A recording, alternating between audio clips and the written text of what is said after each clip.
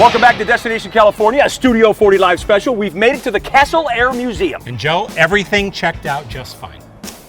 Outstanding. Perfect. Outstanding. Yeah. All right, so tell us about this place. How long has the museum been around? Beautiful planes here. Museum's been here since June of 1981, officially open to the public.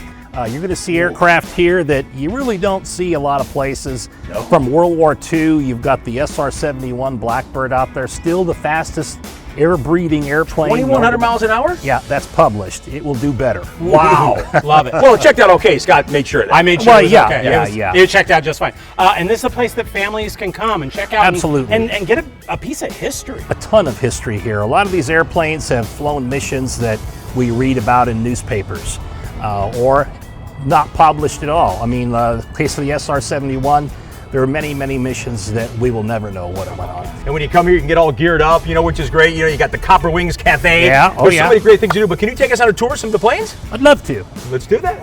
All right, so we are pretty much in the danger zone, right? Are we in the danger zone now? Have you taken us there? We're deep in the danger Deep in zone, it. but it's going to get deeper. I love it. Right now, you're immersed with World War II era airplanes. We have the B-29 here, and of course, the B-25 Mitchell. Both are kind of a bookend, both were used in the Pacific and everywhere. But as we go out, you're going to see technology kind of evolve into what the fighter jets we have today. It's amazing. And I've also seen like old, fire engines and different vehicles Oh, yes. as well. Yeah. Matter of fact, those were pumpers that were used, old crash trucks. Once upon a time, and a lot of people say, how did they get here? Well, a lot of them flew in here because we do have a runway out here still. But some of them came in on truck, and we have one that came in on a train. Okay? Interesting. How about that? Oh, yeah. Well, we're going to talk about that one. And that particular one that came in on a train actually came in. Now, get your head around this, 11 railroad cars. 11? Whoa. That gives you a hint of the size of the airplane. Okay. All right, so we know about size.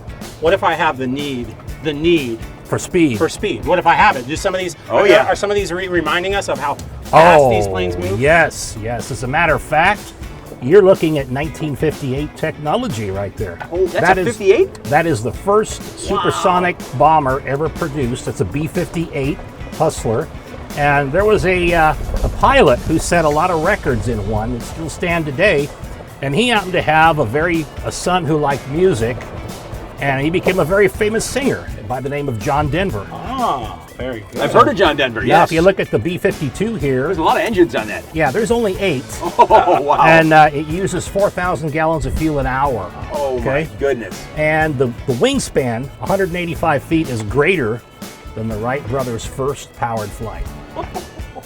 Wow. Yeah. That's amazing. All right, what we need to do is a flyby if the pattern's clear. And if it's clear, you got an F-14 out here? Gary, the pattern is full. Oh, it's full.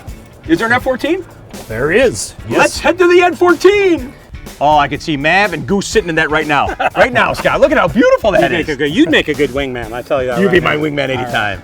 Just think of how quick that'd get you anywhere. That's Right. exactly right. Oh, All right, my so- goodness. So, dude, tell us a little bit about this. Give us a little bit of a history lesson. Well, this is an F-14D, so it's the final iteration of the F-14 Tomcat. Basically a super Tomcat, okay?